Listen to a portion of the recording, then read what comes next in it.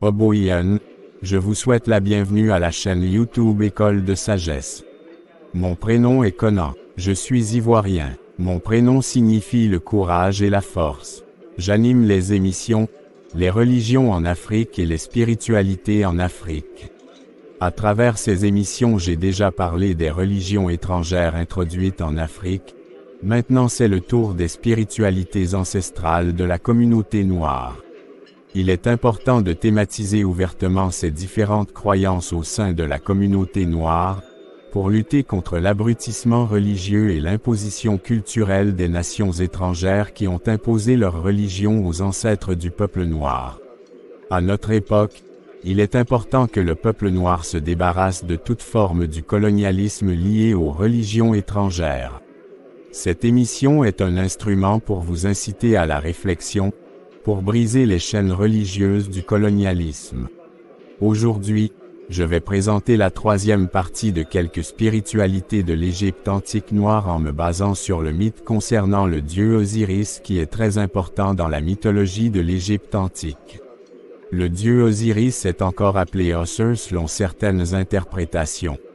Premier point, la naissance des divinités, le dieu Atum était tout seul dans le sein du Noun. Le Noun contient les potentialités de la création et le chaos y régnait. Atum était comme une étincelle dans le Noun. Atum avait utilisé une partie de son corps invisible et une de ses paroles divines pour venir de lui-même en existence par explosion du Noun. C'était après sa sortie du Noun qu'Atum était devenu le grand dieu. Alors il créa les jumeaux Nut qui est la déesse ciel et Geb qui est le dieu terre. Ces jumeaux étaient collés entre eux lors de leur création. Avec une autre partie de son corps et une autre parole divine, Atum avait créé deux autres jumeaux cosmiques qui sont le Tefnut, la déesse air et Chou, le dieu humidité. Atum éloigna les premiers jumeaux Nut et Geb l'un de l'autre en glissant les dieux Tefnut et Chou entre eux. C'est après ça qu'étaient apparus le soleil, les étoiles, la lune et les autres astres dans le Nut qui étaient devenus leur mère. Au même moment étaient apparus les fleuves, les montagnes, les collines, les plantes, les minéraux. Nut, la déesse ciel avait confié ses créatures terrestres à Geb, le dieu terre. Avant de créer les humains et les animaux, Atum avait décidé d'animer ces créatures en créant d'abord les dieux. Atum avait créé 4 autres dieux en utilisant un peu des corps invisibles des 4 premiers dieux jumeaux et de son propre souffle divin. Ainsi il avait créé 2 nouveaux couples de dieux qui sont Isis et Osiris, puis Nebut et Seth. Isis était aussi connu sous le nom d'Azet selon certaines interprétations. Le grand dieu Atum avait dit aux dieux Isis, Osiris, Nebut et Seth qu'ils seraient les modèles des êtres vivants terrestres, alors c'était leur devoir de décider sur leur comportement. Voici la réponse que donna la déesse Isis. Je cite, « Ô grand Dieu venu à l'existence de lui-même, notre mère et père, vaste est le monde que tu as déjà créé. Comment pourrons-nous l'animer à nous 4 seulement? Peut-être devras-tu créer d'autres divinités pour nous aider. Je suis d'accord avec Azet, appuie à Seth. Plus nous serons nombreux, mieux cela vaudra. Nous pourrons ainsi enseigner aux humains chaque vertu et son contraire, chaque défaut, chaque faiblesse, chaque vice et son contraire. » Fin de citation. Alors le grand dieu Atum demanda aux 4 nouveaux dieux ce qu'ils aimeraient enseigner aux humains. Le dieu Osiris aimerait enseigner la bonté, la droiture, l'humilité, l'amour aveugle envers le grand Dieu et l'amour du prochain. La déesse Nebut voudrait enseigner la fraternité, le discernement, le courage, la compassion aux humains. La déesse Isis aimerait leur enseigner l'amour maternel, le don de soi, la justice et les mystères qui conduisent au grand Dieu. Par contre le dieu Seth voudrait travailler aux côtés du grand dieu Atum en testant et en fortifiant l'amour, la fidélité des humains envers le grand dieu Atum. Pour y arriver, il causera des difficultés, des problèmes dans leur vie. À cet effet le dieu Seth s'exprima ainsi, je cite, « Je leur enseignerai le désordre, la méchanceté, la mort et aussi les mystères.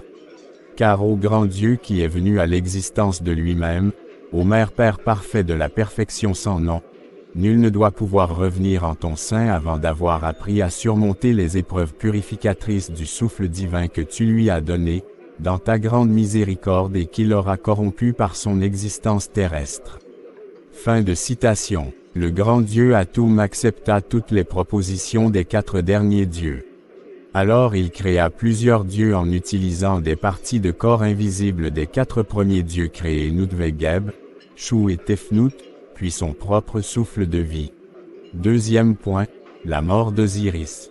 71 dieux s'associèrent au dieu Seth pour enseigner les défauts aux humains. Par contre, un grand nombre de dieux s'associèrent au dieu Osir pour enseigner aux humains les qualités divines qui les rapprocheraient du grand dieu Atoum.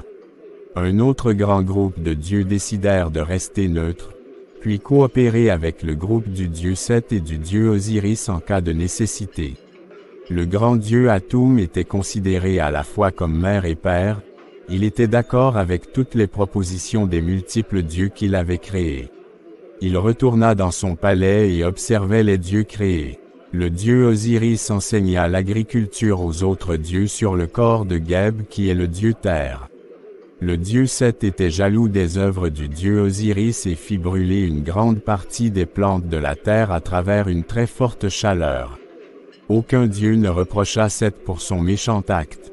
Le dieu Osiris produisit une grande pluie pour faire repousser les plantes sur le corps du dieu Geb. Seth avait encore détruit les belles œuvres de son frère Osiris.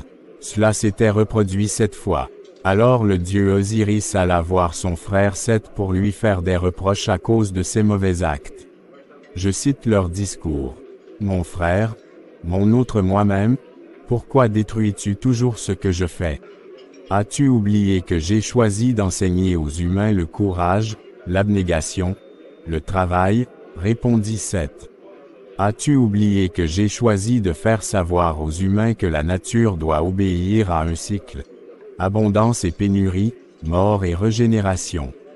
Mon frère, je peux comprendre que tu veuilles faire découvrir la souffrance aux humains, mais je ne peux comprendre que tu les pousses au désespoir. Seuls les faibles d'entre les humains renonceront à combattre les difficultés. Les autres comprendront très vite qu'il faut être méritant pour accéder au grand Dieu qui est venu à l'existence de lui-même. Fin de citation. Osiris n'avait pas pu convaincre Seth d'abandonner ses mauvais actes et fit ressusciter à nouveau les plantes sur le corps du dieu Geb. Cette fois Seth n'avait pas détruit les plantes, mais par malice, il avait invité tous les dieux à son palais tard dans la nuit. Cela étonna les autres dieux à part ses 71 compagnons. Les autres dieux avaient refusé l'invitation, sauf ses 71 compagnons. Seth avait réussi à convaincre Osiris de venir à l'invitation. Osiris fut accueilli au palais par son frère Seth et sa femme Nebut, leur sœur, les compagnons de Seth puis les déesses musiciennes.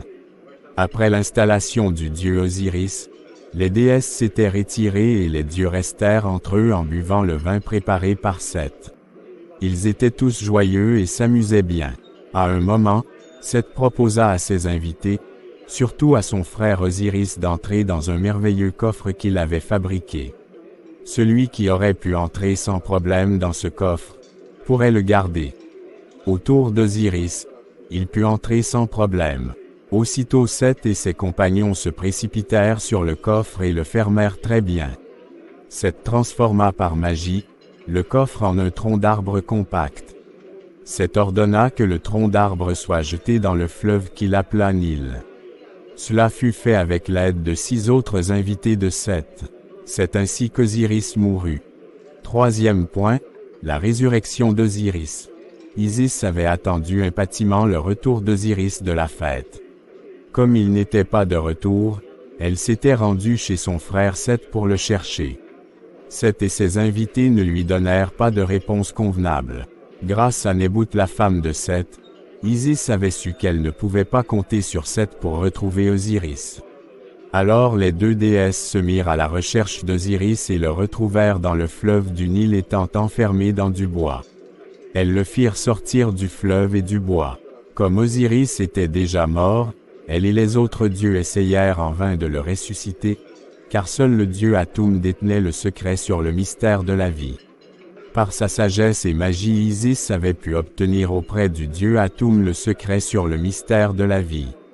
Il s'agissait de donner la vie par enfantement et de connaître le nom secret du dieu Atum. Dieu avait donné la grâce à Isis d'être la première créature à enfanter. Ainsi, grâce à elle, les femelles des animaux et les femmes obtinrent aussi la bénédiction d'enfanter. Isis ne devait pas partager ce secret sur le mystère de la vie avec une autre personne. Isis put ressusciter son mari et frère Osiris en prononçant cet autre nom du grand dieu Atum dans ses narines. 4e point, la quête d'Isis. Le dieu Seth est l'auteur de la mort à cause de ses actes destructifs. Sa sœur Isis est la déesse qui a vaincu la mort en ressuscitant leur frère Osiris de la première mort et aussi en donnant aux femmes et aux femelles des animaux le pouvoir de donner la vie à une nouvelle créature à travers l'enfantement. Isis et Osiris avaient fêté leur première victoire sur la mort. Ils invitèrent tous les dieux, Seth et ses 71 compagnons aussi. Voici les propos d'Isis pour justifier les raisons de son invitation. Je cite. C'est notre frère Seth qui nous a révélé la mort sur la divinité d'Osir. C'est donc Osir qui, le premier, a fait le voyage de ce monde à l'autre monde, puis de l'autre monde à ce monde.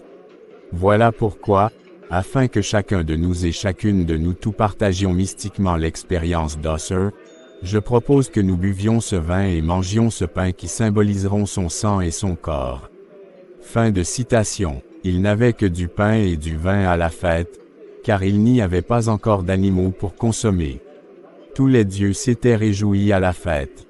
Après la fête, Seth avait planifié de tuer pour seconde fois son frère Osiris et d'empêcher Isis de vaincre cette fois-ci la mort et d'empêcher aux êtres terrestres d'enfanter. Son plan était que lui et ses 71 compagnons tuent Osiris.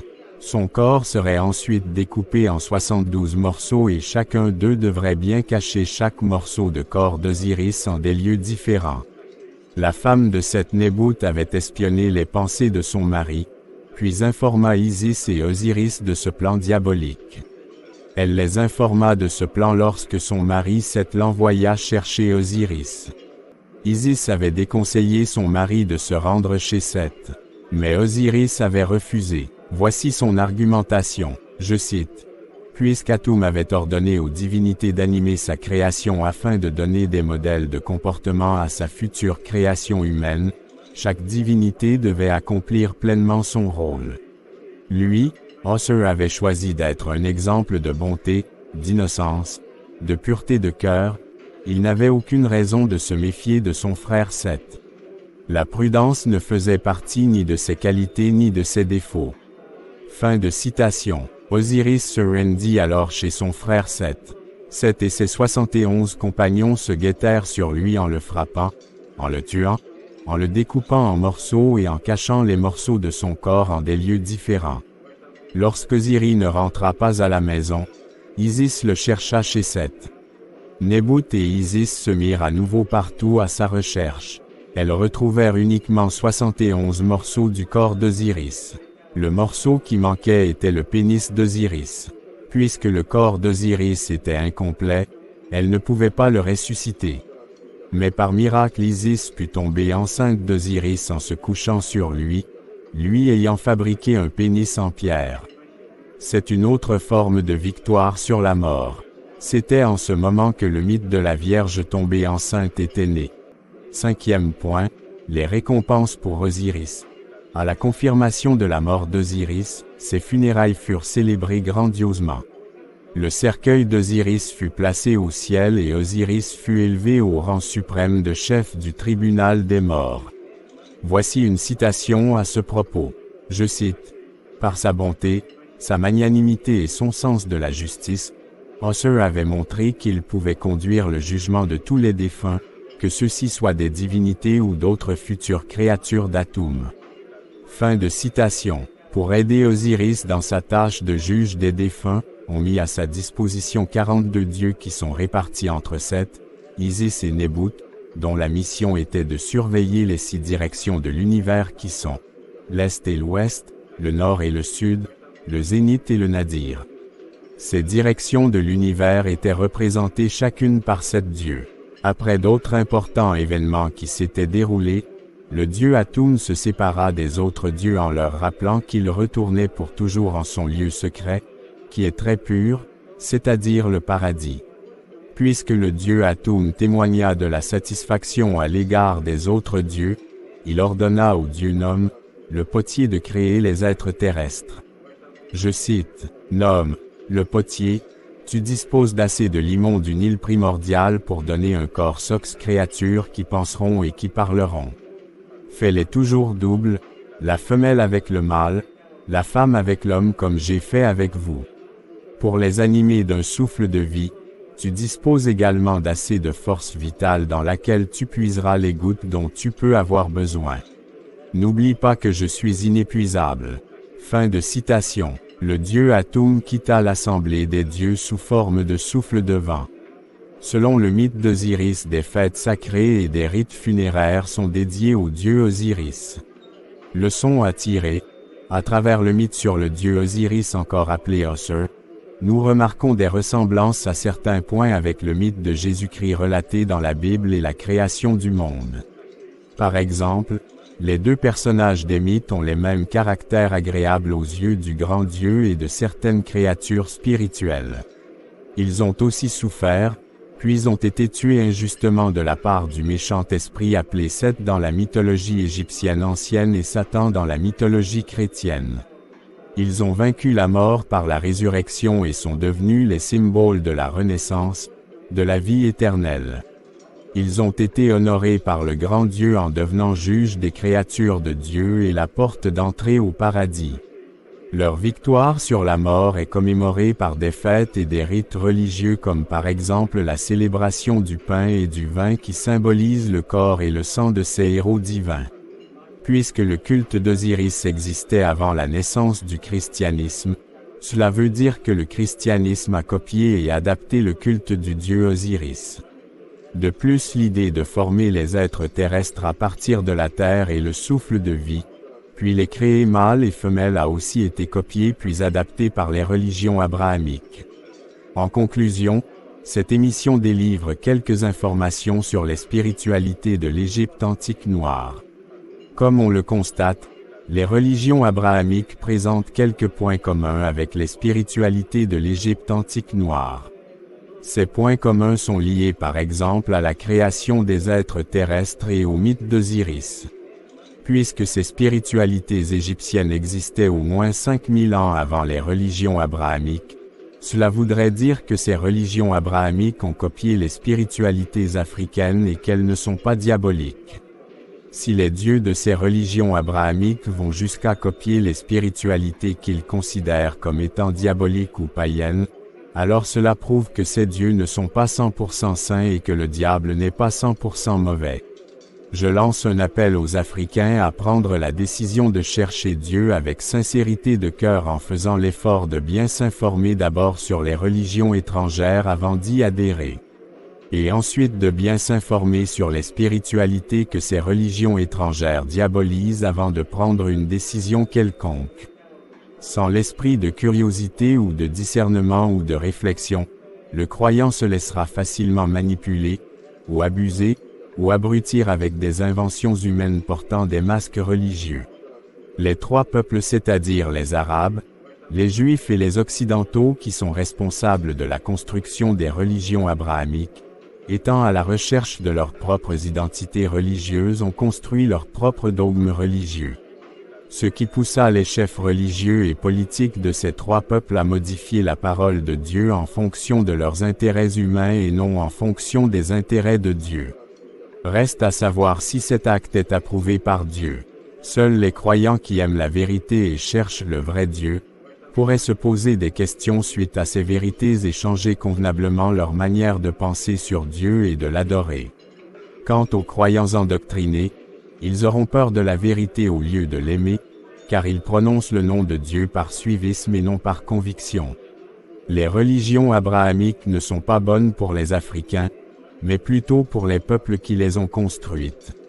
Dieu s'est manifesté aux peuples du monde selon leur réalité culturelle pour que chaque peuple puisse mieux comprendre qui est Dieu et le servir de bon cœur. L'intention du vrai Dieu n'a jamais été qu'un peuple se lève de nulle part et prétende que sa religion est meilleure à celle des autres, ou que ce peuple malveillant impose sa religion à un autre peuple en y versant du sang. Le peuple noir doit célébrer avec joie, conviction et dévouement l'éthique du vrai Dieu selon ses propres réalités culturelles sans se cacher sous le masque des religions étrangères. Lorsque les Africains jouissaient d'une autonomie spirituelle avant le colonialisme, leur royaume prospérait et les habitants vivaient dans la crainte de Dieu puis dans le respect mutuel entre eux. Mais depuis l'implantation des religions abrahamiques sur le continent africain, les populations connaissent la pauvreté et le chaos dans les relations interhumaines. Voici quelques crimes commis au nom de Dieu par ces religions abrahamiques depuis les temps passés jusqu'à nos jours. Des guerres de religion, des viols de mineurs et d'adultes, des génocides, des pillages de biens des peuples, la dénigration des peuples, l'amour excessif pour l'argent, les abominations sexuelles, des meurtres, le racisme, les mensonges religieux, le blasphème contre Dieu en commettant des abominations au nom de Dieu, le grand intérêt pour le pouvoir séculier, l'hypocrisie, le blasphème contre les spiritualités africaines, l'idolâtrie des humains, l'individualisme, les rivalités religieuses au sein de chaque religion abrahamique, l'escroquerie, l'abrutissement religieux et intellectuel, la division des peuples africains, l'imposition de religions, l'approbation pour le mal, la prostitution des croyants, la protection des chefs religieux violeurs, diverses formes de barbarie, etc. Ces trois religions abrahamiques ont contaminé les sociétés africaines avec ces fléaux, car avant la colonisation les sociétés africaines vivaient vraiment dans la crainte de Dieu à travers les spiritualités ancestrales. Malheureusement, on ne peut pas présenter dans cette vidéo toutes les réalités sur les spiritualités égyptiennes. Pour terminer, je vous présente mes meilleurs vœux pour cette semaine à travers une photo de poulet braisé et cette citation de l'anticolonialiste Kwame Touré, originaire de l'île de Trinidad. Je cite: « Pour que la non-violence fonctionne, votre adversaire doit avoir une conscience. Les États-Unis n'en ont aucune. » Fin de citation.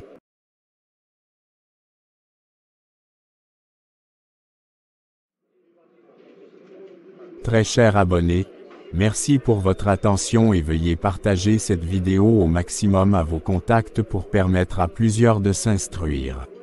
Akun Manu, au revoir.